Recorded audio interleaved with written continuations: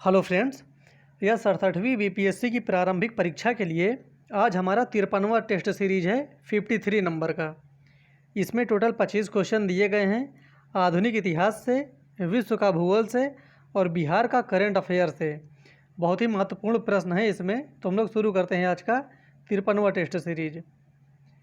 महात्मा गांधी ने अहमदाबाद के निकट साबरमती के किनारे एक आश्रम बनाया था जिसे कहा जाता है। इसका सही उत्तर हो जाएगा डी, ये था सत्याग्रह आश्रम। ये चीज़ ध्यान देना, कहाँ बना था? साबरमती के किनारे अहमदाबाद में। गांधी जी के सिद्धांत के अनुसार निम्न में से कौन सा कथन सही नहीं है? जो एक कथन गलत है वो बताना है, कौन सा इसमें से गलत है।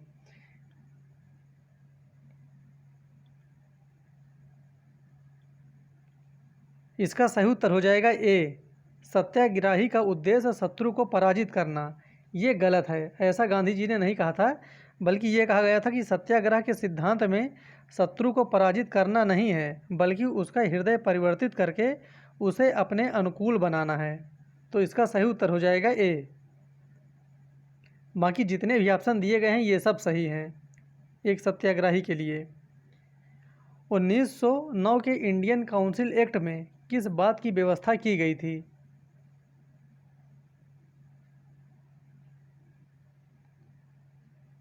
इसका सही उत्तर हो जाएगा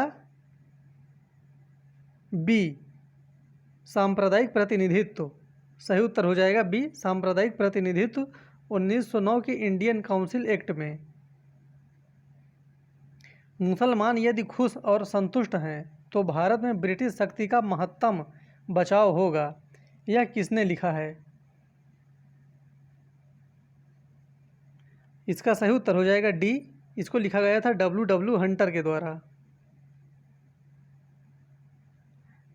बंगाल 1905 में विभाजित हुआ, जिसके विरोध के फलस्वरूप यह दोबारा कब विभाजित हुआ था? तो बंगाल पहली बार हुआ था विभाजन इसका 1905 में, और दूसरी बार इसी का विभाजन कब हुआ था? इसका सही उत्तर हो जाएगा सी, दोबारा हुआ था 1911 में। सही उत्तर है सी। ब्रिटिश वस्तुओं के बहिष्कार को राष्ट्रीय नीति के रूप में अपनाया गया था। जो ब्रिटिश वस्तुएं थी इनको बहिष्कार के लिए राष्ट्रीय नीति बना दिया गया था। इसके लिए ये कब अपनाया गया? इसका सही उत्तर हो जाएगा डी, 1905 में। भारतीय क्रांति की जननी किसे कहा गया है?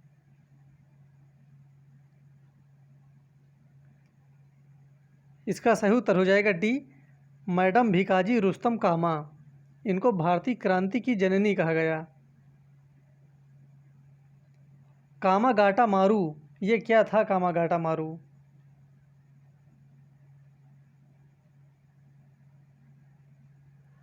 इसका सही उत्तर हो जाएगा सी, कनाडा की यात्रा पर निकला एक जलपोत था। ये एक जहाज था, कामागाटा मारू नाम का एक जहाज था।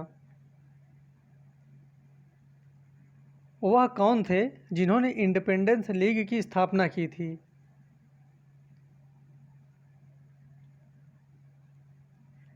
इसका सही उत्तर हो जाएगा सी, राम बिहारी बोस। इन्होंने इंडिपेंडेंस लीग की स्थापना की थी।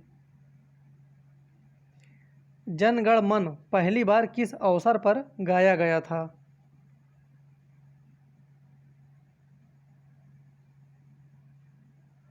इसका सही उत्तर हो जाएगा सी, भारतीय राष्ट्रीय कांग्रेस अधिवेशन 1911 में।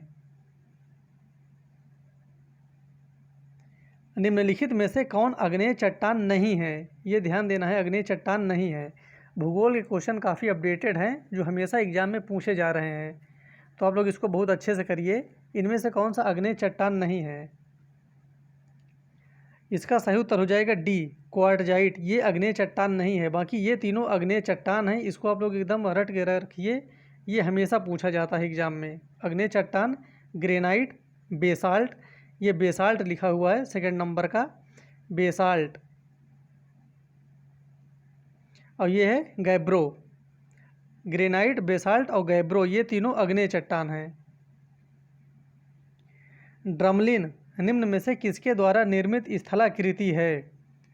ड्रमलिन किसके द्वारा बनती है? किसके द्वारा स्थलाकृति है ये?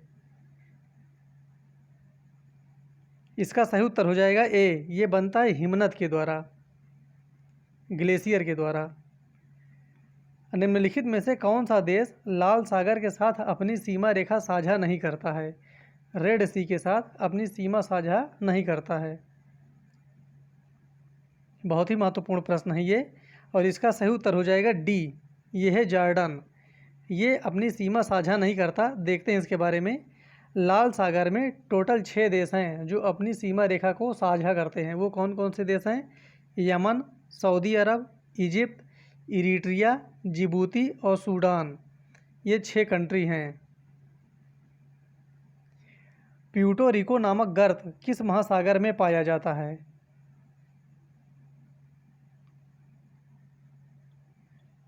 इसका सही उत्तर हो जाएगा ए, ये पाया जाता है अटलांटिक महासागर में, कैरेबियाई सागर के पास। अगर ऑप्शन कैरेबियाई सागर भी दिया हो तभी भी वो सही रहेगा। अटाकामा का मरुस्थल पाया जाता है, ये कहाँ पाया जाता है अटाकामा का मरुस्थल? ये पाया जाता है उत्तरी चिली में। सही उत्तर हो जाएगा इसका बी, उत्तरी चिली में पाया जाता है। कनाडा का सरनिया स्थल किस उत्पादन के लिए प्रसिद्ध है? ये प्रश्न यूपीपीएससी में 2 बार आ चुका है। बहुत ही महत्वपूर्ण है ये। जो कनाडा का सरनिया स्थल है किस उत्पादन के लिए प्रसिद्ध है? इसका सही उत्तर हो जाएगा बी, ये प्रसिद्ध है तेल शोधन के लिए। सही उत्तर है बी। माओरी जनजाति निम्नलिखित में से किस देश में पाई जाती है? निम्नलिखित में से किस देश में पाई जाती है माओरी जनजाति? इसका सही उत्तर हो जाएगा बी, ये पाई जाती है न्यूजीलैंड में। बाब अल मंडेब जलसंधि पाई जाती है, ये किनके मध्य स्थित है बाब अल मंडेब जलसंधि? बहुत ही महत्वपूर्ण प्रश्न है ये, कई बार आया है एग्जाम में ये भी। और इसका सही उत्तर हो जाएगा ए, ये पाई जाती है लाल सागर को गल्फ ऑफ अदन से जोड़ती है, बाब अल मंडेब जलसंधि। सवाना उष्णकटिबंधीय घास का मैदान किस देश में पाया जाता है? देखिए आपको ये जो जानकारी रहनी चाहिए कि कौन सा घास का स्थल कहाँ पाया जाता है। इसके अलावा ये भी पता रहना चाहिए वो शीतोष्ण कटिबंध है कि उष्ण कटिबंध है, ये भी प्रश्न पूछा करता है एग्जाम में। तो जो सवाना घास का मैदान है ये उष्ण कटिबंधीय मैदान है और ये पाया जाता है ऑस्ट्रेलिया में। इसका सही उत्तर हो जाएगा डी, ऑस्ट्रेलिया के उत्तर में। और दक्षिण में पाई जाती है डाउन्स का मैदान। यहाँ सवाना है, साउथ में डाउन्स का मैदान है, ऑस्ट्रेलिया में ही। टीटीकाका झील जो विश्व में सबसे ऊंची नौगम्य झील है स्थित है, ये विश्व की सबसे ऊंची नौगम्य झील है टीटीकाका झील।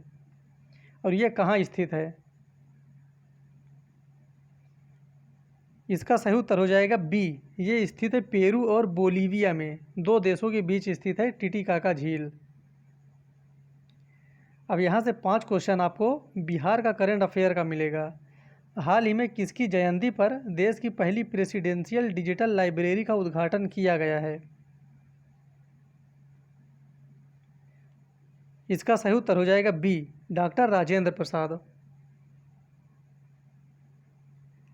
देश की पाठशाला की पौधशाला नामक कार्यक्रम के अंतर्गत बिहार के कितने स्कूलों में नर्सरी विकसित किए जाने की योजना तैयार की गई है? पाठशाला की पौधशाला, ये ध्यान रखना है। इसका सही उत्तर हो जाएगा सी, ये है 30 स्कूलों में। हाल ही में मैथिली सेवी सम्मान से किसे सम्मानित किया गया है? मैथिली सेवी सम्मान से।